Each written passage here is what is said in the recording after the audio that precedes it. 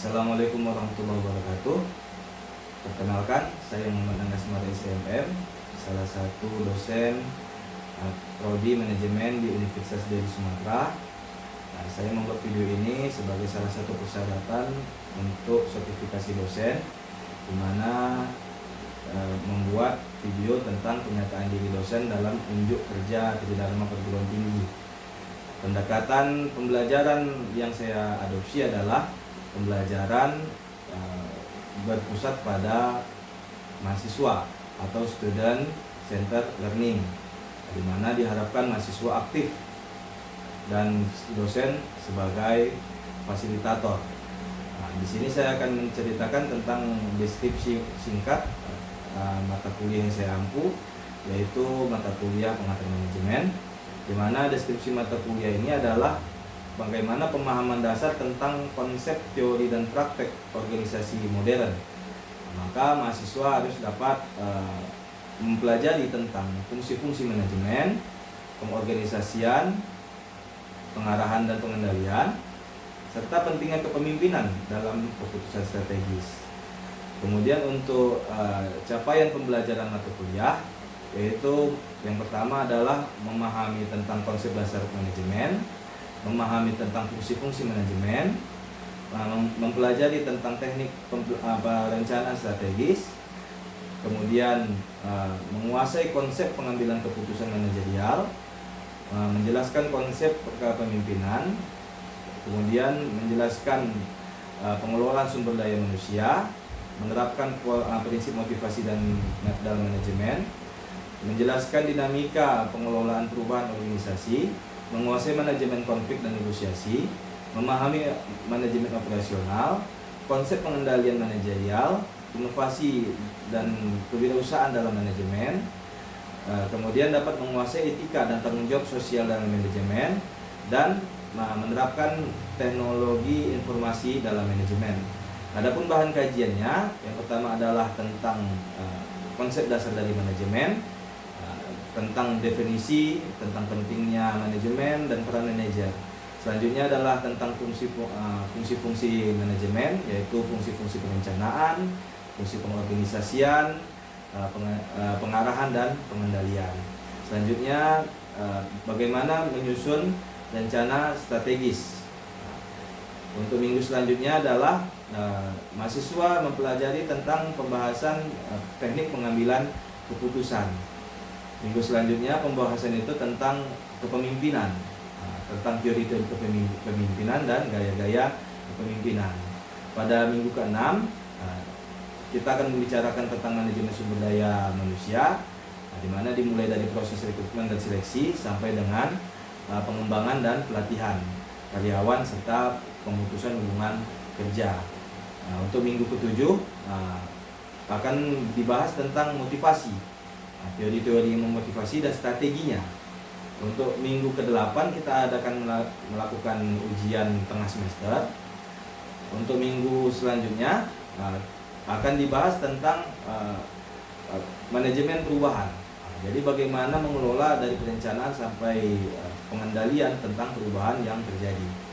Kemudian mahasiswa kita akan membahas tentang manajemen konflik. Jadi bagaimana kita memanage konflik dan melakukan negosiasi. Minggu selanjutnya kita akan mempelajari tentang manajemen operasional.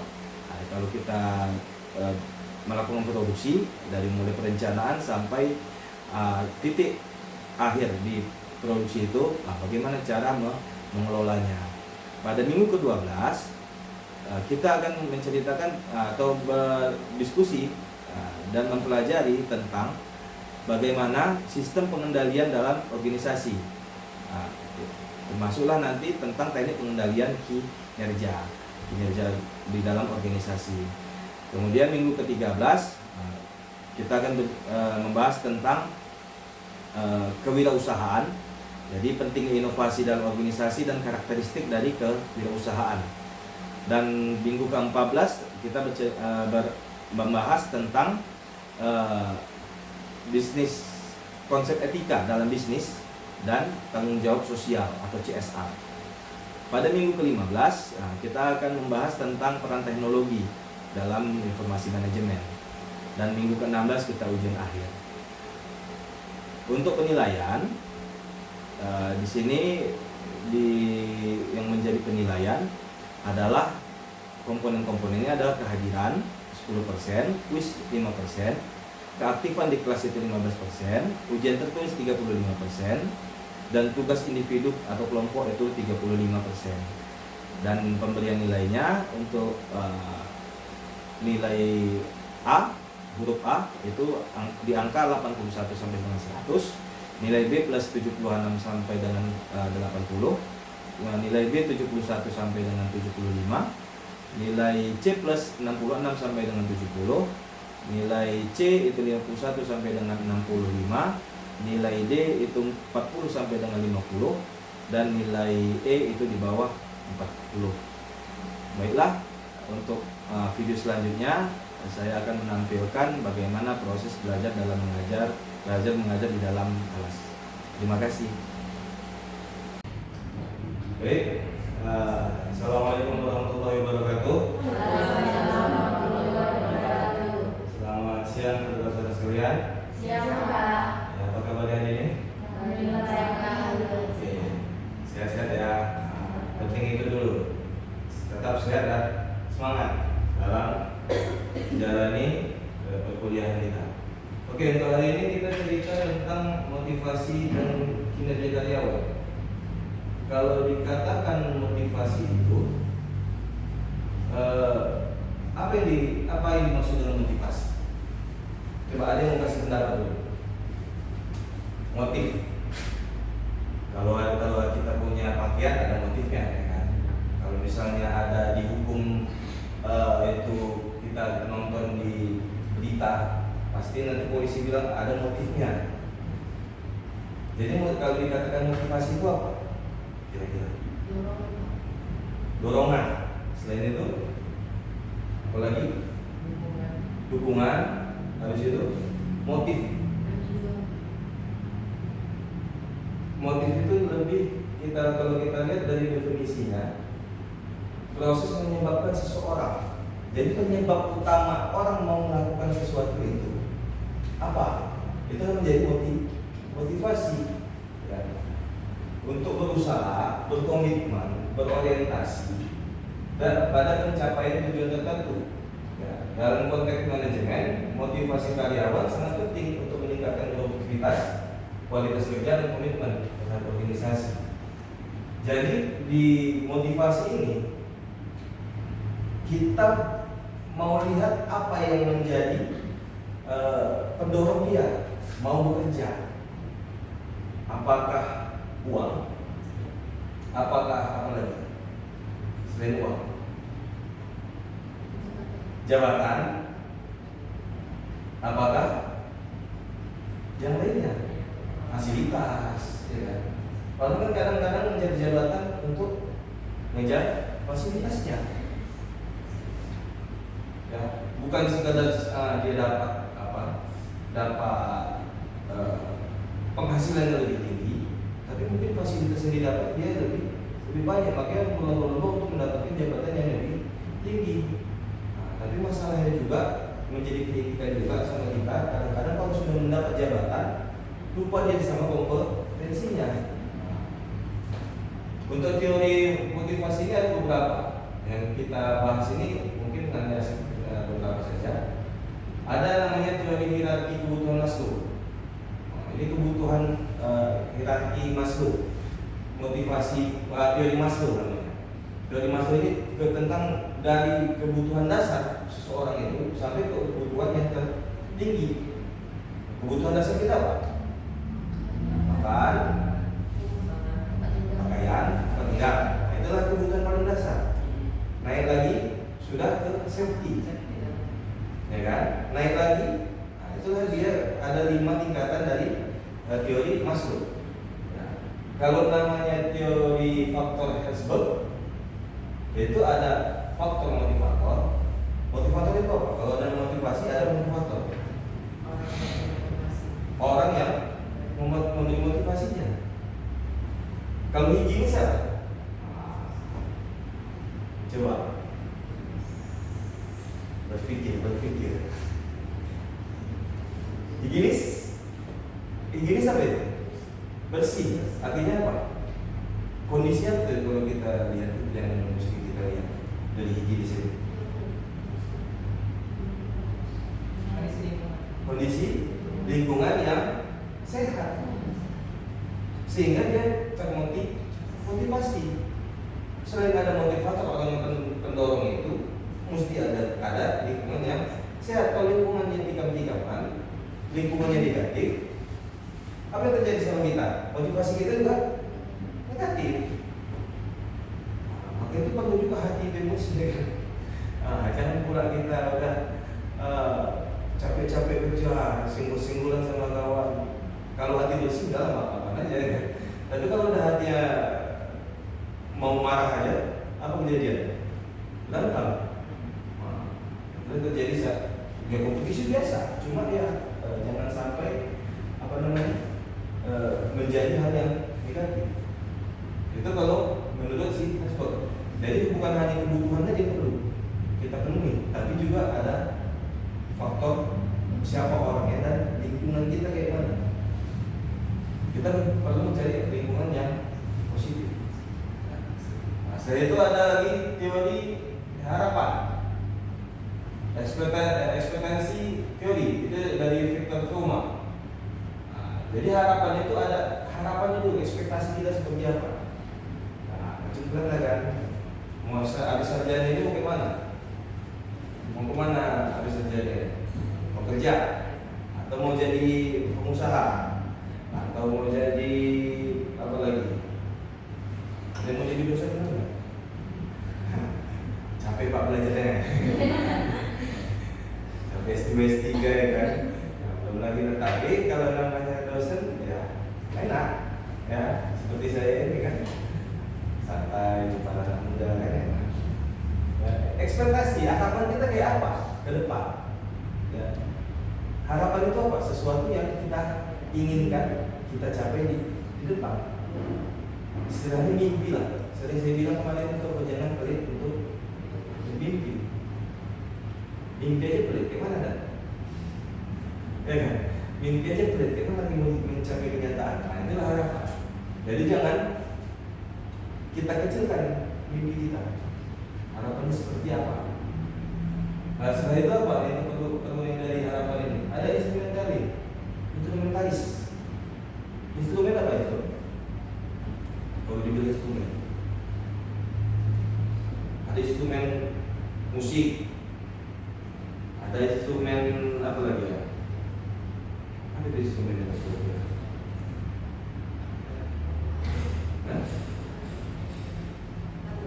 Alut, ada instrumen. Terus saya apa? Ada instrumen musik, kan ada levelnya. Kalau misalnya kita baca di apa instrumental, apa itu instrumen yang dipakai?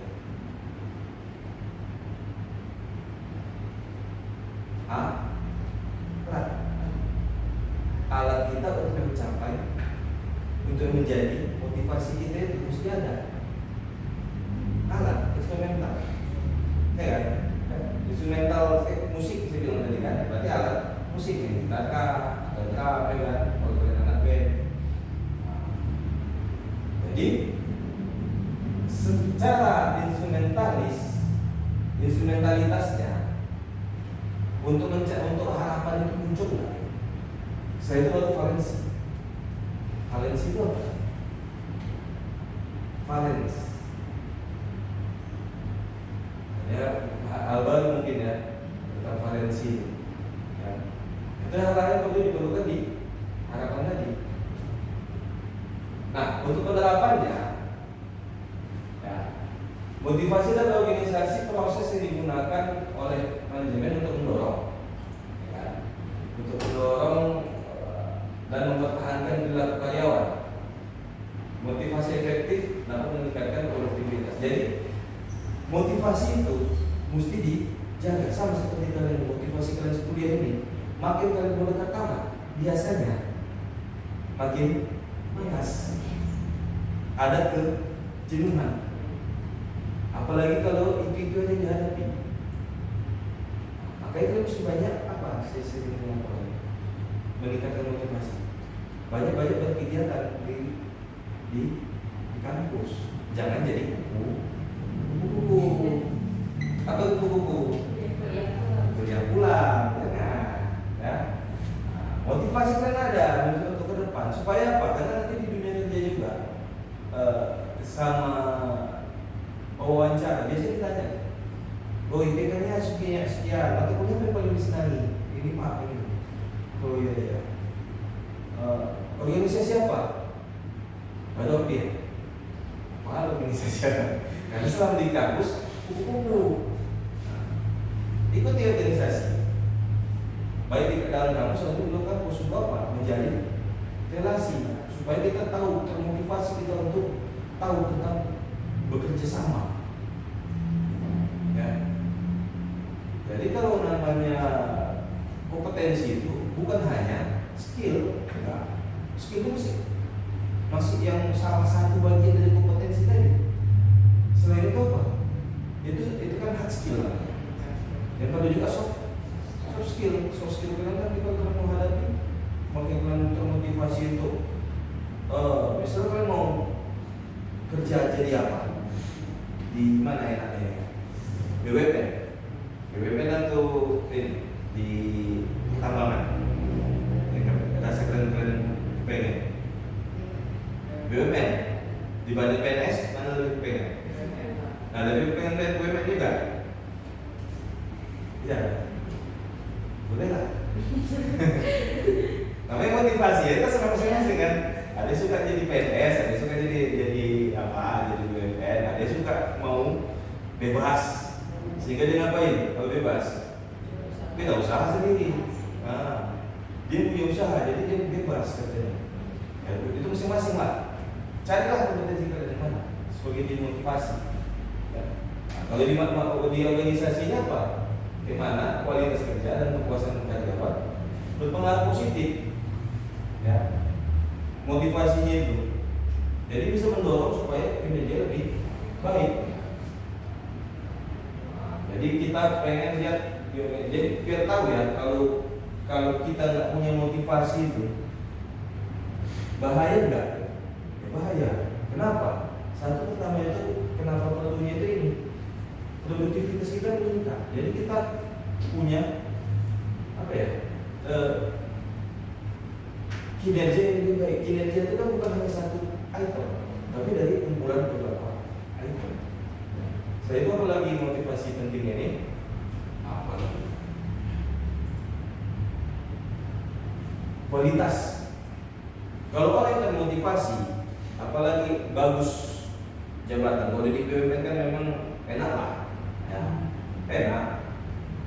Gaji penuh, cuti ada, ya kan? Begitu apa lagi? Bonus ada. Nah, kesehatan kelas 1. Kenapa lagi? Kalau bisa jabatan yang bagus VIP, gaji 2 digit, saya nggak mau ya kan? Itu paling kecil 2 digit. Pengen kan? Gak ada yang pengen, kalau nggak ada pengen itu apalah lewatannya itu. Ya. Meningkatkan kualitas. Jadi dengan kita termotivasi sekarang, bagaimana kita meningkatkan kualitas kita ke depan? Ya. Kalau nggak ada motivasi, itu orang yang kita sebut apa itu kemarin? Orang yang hidup di zona nyaman. Ya. Dia hidup di zona nyaman, mau santai aja. Ya. Setelah itu apa? Meningkatkan loyalitas. Loyalitas itu apa? Ya. Jadi kalau sudah dia loyal sama perusahaan, si pegawai tadi, maka dia mau bekerja seperti apa yang diminta oleh perusahaan. Karena apa? Ada keterikatan, ada motivasi dia bahwa dia bekerja itu bukan hanya untuk dirinya, tapi untuk perusahaan itu. Ya. Oke lah dia naik jabatan supaya dia apa? Cuma kan dengan dia termotivasi, dia berusaha untuk memperbaiki perusahaan. Nah, setelah itu apa? Kalau motivasi mengurangi absen dan masalah kinerja. Kenapa orang sering absen? satu, habis itu 5 huruf. Malas. Tim rebahan aja ya kan. Nah, kalau anak-anak sekarang gengsi bilangnya apa? Tim rebahan. Yang lebih suka dia untuk bersantai-santai tanpa memikirkan masa depan. Motivasi ini penting. Jadi bukan hanya untuk organisasi, tapi juga untuk perusahaan. Jadi kalau sudah mendapatkan pekerja-pekerja karyawan yang termotivasi, maka kita akan mudah untuk apa? Meningkatkan perusahaan kita dan meningkatkan kepuasan kerja. Makanya ada istilah kalau tentang kepuasan gini lah. Orang bahagia dulu atau bersyukur dulu? Hah? Bahagia dulu, baru bersyukur. Kenapa? Karena kalau misalnya memang bahagia pasti ya bersyukur. Ada yang bilang bersyukur dulu. Kenapa? Kalau bersyukur pasti bahagia, Pak. Karena disyukur dengan Nah, itu relatif ya. Dari situ aja kita punya pendapat. Dia juga salah dua-dua. Ada yang bahagia dulu dia bersyukur. Oh, udah terpenuhi semua kebutuhan. Jadi bersyukur. Ada yang mau dapat banyak syukur, dapat sedikit juga syukur. Jadi dia tetap happy, tetap bahagia. Nah, jadi di mana posisi kalian? Kalian yang menentukan. Itulah tadi kepuasan tadi. Ada orang yang udah mencapai lebih tinggi, baru dia puas. Aku kalau nggak dapat pun di minimal CEO, ya kan? Nggak puas itu, jadi mesti mati-mati deh. Tapi ingat ya, dari pengalaman, ya, kerja individual itu lebih capek daripada kerja tim. Pergunakan tim kita. Gunakan tim kita. Nah, kita masuk ke faktor-faktor mempengaruhi. Ada yang dari dalam motivasi ini, ada yang dari luar eksternal. Kalau dari dalam itu apa ya? Kebutuhan kita. Ada antara kebutuhan. Ada kebutuhan, ada keinginan. Kebutuhan itu apa? Apa yang kita mesti dapat gitu. Kalau keinginan, asal macam makan. Kebutuhannya apa? Makan kan, nasi. Cuma ada yang menjadi keinginan tergantung kondisi kantong. Ini di uang sakunya cuma 3 juta, gaya hidup 10 juta ya kan. Tiap hari nge-mall ya kan. Ngapain? Selesai lah. Nah, itu kebutuhan ya. Faktor itu adalah kedua penghargaan. Kita kata mau kerja itu gimana? Ada pengakuan dari orang. Kita dihargai. Capek pun kita. Kalau kita dihargai, rasa apa yang muncul? Semangat itu makin naik. Puas kita sama kerja kita. Kadang-kadang ada juga yang orang udah bagus punya dia, masih kurang puas. Aku puas sama apa? Artinya apa? Motivasinya tinggi. Ya. Kepuasan pribadi sama ambisi karet. Nah, saya bilang tadi jabatan tertentu itu kita mesti tuju. Jangan begitu deh di level capek kali ke atas nanti. Tadi ada sama pepatah orang tua. Apa pepatah orang tua? Makin tinggi pohon, makin kencang anginnya. Nanti kencang angin jatuh pula ya. Kadang-kadang kalau istilah orang tua kita juga, kadang-kadang bukan batu besar yang bisa jatuhkan kita. Kadang-kadang kerikil itu bisa bikin kita terguling atau bisa bikin kita celaka, ya kan? Artinya apa? Kalau kita sepele sama hal negatif, hal kecil, lama-lama itu ternyata hal kecil itu bisa membuat jadi penyakit sama kita. Mesti jaga. Apalagi penyakit di mulut, penyakit malas. Itu susah diobatin. Kalau orang ada, dulu saya pernah cerita dulu, apa penyakit malas Ustaz? Mati. Jadi supaya jangan malas, belajarlah. Tak ada, istilahnya kan kita udah belajar tentang input, proses, output. Bagaimana input pasti output. Kalau bagus inputnya, bagus outputnya, prosesnya bagus. Inputnya bagus, prosesnya nggak bagus, ya outputnya nggak bagus. Ya kan? Jadi antara input sama proses itu mesti sama-sama terkait. Nah, kalau eksternal ada kompensasi. Kompensasi apa? Duit ya kan? Selain duit, ya, tapi banyak duit memang. Apa gaji, bonus, ya kan? Begitu fasilitas.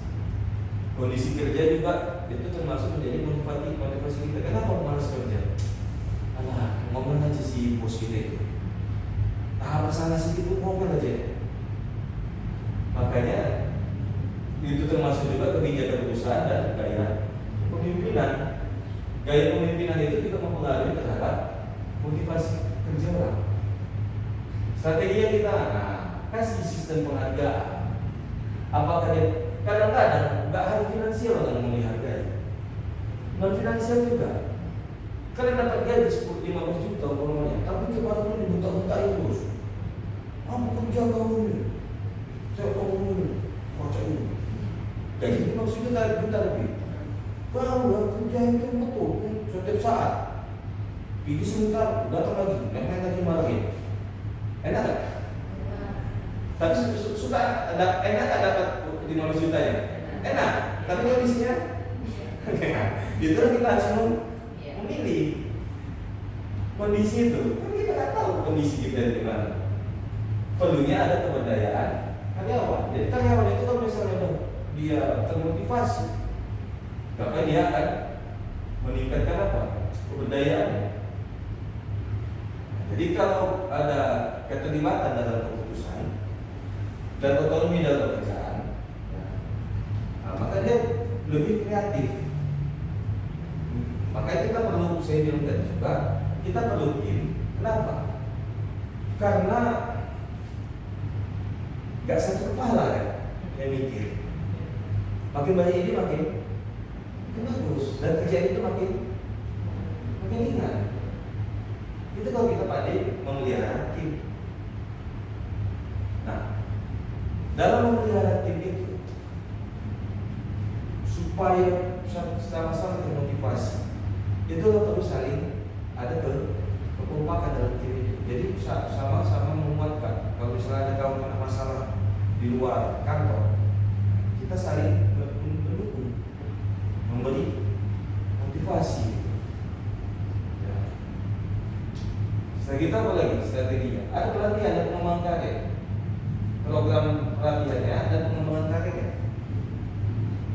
Cobalah kalian dilemparkan dari suatu pekerjaan, kita tak tahu apa pekerjaannya. Suka kalian kerja gitu? Belum tentu. Tapi kalau orang yang suka belajar, dia tertantang. Ini hal baru, aku mesti belajar. Tapi kalau untuk perusahaan, bagus sudah enggak? Karena tidak program, harusnya dia ada programnya. Nah, pada kualifikasi itu ini untuk jabatan ini, ya kan? Kalau untuk apa masa kerjanya berapa lama, begitu kualifikasinya seperti apa. Jadi orang kalau misalnya dia merasa ini kualifikasi ini bisa nanti coba lah kerja lagi. Pasti mau kayak gitu, itu motivasi tadi. Ada pengembangan karirnya. Ini juga sering dibilang anak-anak muda sekarang apa? Life work balance, ya kan? Kita anak Gen Z sekarang ya apa ya? Ya antara generasi ini juga saling apa namanya? Yang plus minus lah kalau saya bilang. Kalau Gen Z ini sebetulnya lebih gampang nih. Ya mesti pandai kita ngarahkan sama cari artinya. Kalau Gen X macam saya ini udah kepatuhannya lebih tinggi dibanding kalian lebih. Tapi satu hal, kalian lebih biasanya lebih kuasai teknologi kan, lebih canggih cara kalian untuk mengambil teknologi itu dibanding generasi sebelumnya.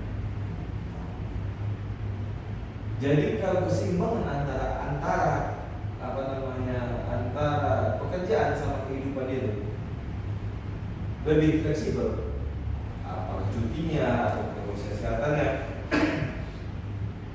maka motivasi itu juga akan lebih terjaga. Ya. Sekali apa lagi? Gayanya. Gaya kepemimpinan kan sekarang mau orang empati, adil, kepercayaan, enggak otoriter.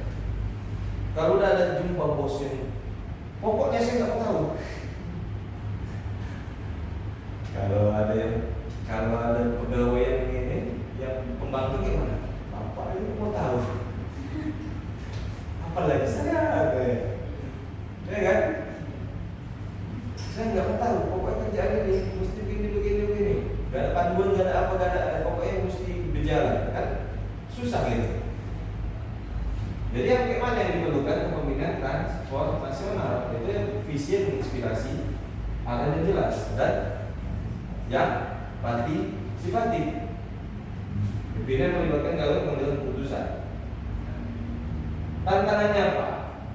Nah jelaslah, ada perbedaan individual, adalah masalah kompensasi, masalah juga ketidakadilan. Kadang-kadang kan orang merasa tidak adil gitu. Dunia ini tidak adil kawan. Baru kena apa sih sedikit udah dibilang tidak adil. Dan lingkungan kerja yang tidak mendukung. Jadi itu masalah, tantangan. Bagaimana cara menghadapinya itu. Nah, kesimpulan kita. Jadi motivasi kerja, elemen yang mempengaruhi sangat penting keberhasilan organisasi. Dengan memahami teori-teori motivasi dan strateginya, manajemen menciptakan lingkungan. Nah, jadi kalau kita sudah tahu motivasi seperti apa dan kita terapkan itu ke organisasi kita, minimal kita ke tim kita, maka bisa menjaga stabilitas dari kerja kita. Oke, mungkin itu aja dari untuk hari ini. Ada yang mau didiskusikan? Silakan bertanya.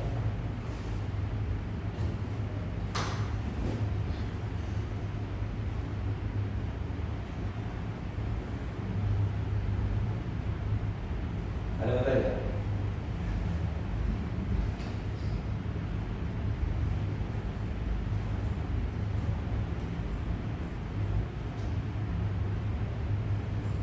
Tidak ada? Oke, mungkin cukup diskusi kita hari ini. Mungkin ada perbedaan dan kesalahan. Saya mohon maaf. Assalamualaikum warahmatullahi wabarakatuh.